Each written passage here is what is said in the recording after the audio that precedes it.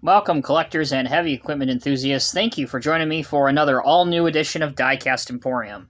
Today we're going to be going over one of the models I've had on my wish list for years, and I finally was able to come across one for a reasonable price that I was willing to pay. It is the NZG Caterpillar 16G motor grader made in 1:50 scale. Now, the real Cat 16G motor grader had a Cat 3406 diesel engine which put out 288 horsepower. Now, if you're wondering how the naming process started with the numbering of Cat graders, this goes way back. And the 16 was named for the blade width. So in this case, the 16 had a 16-foot blade width. The 16G had a 60,110 pound operating weight. And the model of this was released in the 70s all the way up to the mid-90s. Obviously, there were a number of different variations made with different cab inserts, different cat colors, and obviously different cat decals that went throughout NZG's tenure as a Caterpillar licensee. So with the information out of the way, let's take a look at the packaging. As you can see, there's an outline drawing of the grader, 1:50 scale, 16G motor grader. Same thing on the side. Bottom of the box, we can see that this version is a Norscot distributed launch edition with the number 01772, official launch edition of 5,000 models, made by NZG. The article number is number 387, made in Germany. Let's continue the unboxing. The NZG model unboxings really could not get any easier. You simply just pull out the outer sleeve. You are left with the styrofoam, which houses the model, which we can see right now. Now, I was lucky enough that this model did come with the original NZG tag. You can see it buried back there. Let's go ahead and grab the model out of the packaging. Be careful, obviously, when you're doing this. These NZG pieces, for the most part, are pretty robust, but some of them, obviously, with age, there can be some pieces that can break off. Grab it out of the box. The only other thing that may be in yours, as with mine, is the NZG model tag. Once you have it out of the box, you are ready to display it. With the model out of the box, we can begin the model review. As you can see, mine has the blue window tint insert, which I actually like. A lot of collectors don't like it, but I think it kind of gives it a more realistic appearance to it. You can see Caterpillar on the side right here, Caterpillar 16G.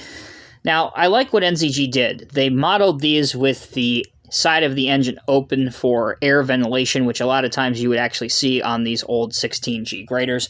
Obviously, they could have taken the easy route and just modeled it with it closed, but you wouldn't have gotten to see the engine detail, which, again, I have to give them props for. I think it looks really, really good.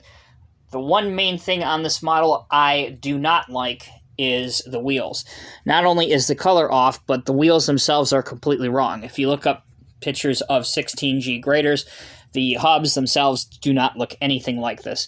What I know a lot of collectors have done is they've taken, I think it was the 140H model by Norscot and swapped out the wheels, or even I've seen some collectors take the 631E scrapers by Ertl and Norscot and swap those wheels on here, and it improves the look of this model tremendously, so that option is out there. Me, personally, as you guys have known if you've watched me for a number of years, you know that I do not like to modify my models in any way, shape, or form from the way they looked when they were made from the factory. So that is something I will not be doing on mine, but just note that a lot of collectors do that to theirs. Moving towards the back, you can see that this machine features a 7-shank ripper, so a pretty aggressive ripper. There's Caterpillar on the back of the engine cover, air cleaner, exhaust.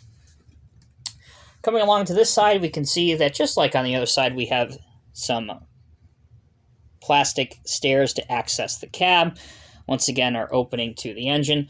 There is some nice casted-in detail where there is some perforation here. It's obviously not see-through, but it's just part of the casting. Again, something I actually like. Despite the wheels not being accurate at all, they do have a decent tread pattern. Moving forward to the circle, the mold board, all the guts of the grader. That looks relatively decent. One thing you need to be on the lookout for on these models, particularly if you do buy them secondhand, which pretty much you're going to do now since these are upwards of 40 years old. The circle portion here, you can probably see it a little better over here. These, with age, get chipped up really, really horribly, so you're going to, more than likely, yours will have a lot of paint missing there. And that's just because of the way that NZG assembled these. So honestly, if you're moving your grader at all, or if the person that owned yours prior to moved or displayed his at all over the time, the paint is going to be gone from the circle portion there. Again, obviously you can get some paint match to fix that, but that's something that you want to be on the lookout for, and you want to request pictures from if you are buying this from an online seller or a dealer, etc., etc. Just beware that that problem does exist with these NZG Cat 16Gs. So that's the detail and the decal on this model. Quick, simple, nothing all that great. We're talking about this version of the model being from the early 90s, so it's certainly not going to have any of the bells and whistles of today's models. Let's turn our attention now to functionality. Okay, taking a look at functionality, obviously this is a rubber-tired machine, so it moves by just on its wheels. The 6 wheels do roll relatively decently. Nothing to complain about there. It does have front wheel steering. That range is excellent. You can see how the mechanism works there. It does have oscillation, as every grader model should have, on the tandem wheels on the rear axles, as you can see here. At the rear of the machine, I mentioned this going over the details of the model. It has a 7-shank ripper. The ripper functionality on these models, they are notorious for being excellent. As you can see, mine is no exception, and it goes down well beneath the machine. Here's another angle of that for those that want to see it. And you can fully retract it in the carry position when not in use. Grader also can steer by articulation. So there you go. And you can also achieve some offset angles, again, for depicting a realistic looking pose for the machine grading. Okay, how about the main grader functionality? Let's lower our blade, which you can do. Again, be careful. These things are old now. You can obviously move it left to right, raise it up and down, and your blade will slide left to right, as seen here. Here's a different angle of it. So overall, despite this model being several decades old now, it still holds up in terms of the functionality working out quite well. Just be mindful of paint tolerances and the fact that more than likely with repeated use, you are going to continue to move some paint. For those that want to see underneath the model, not a whole lot of detail. No transmission, very little suspension.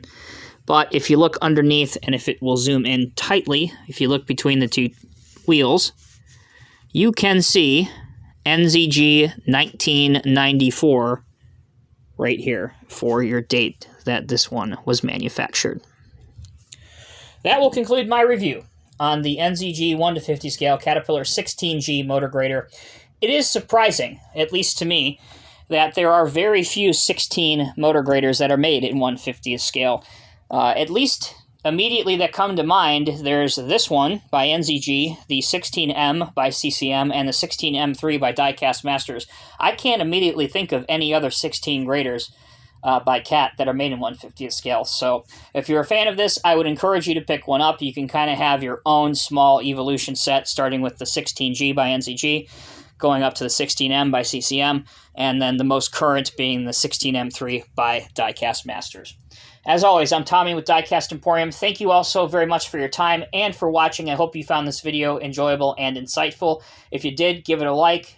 Please subscribe if you haven't already, and share it with your friends. Until next time, take care, be safe, be well. I'll see you in the next review.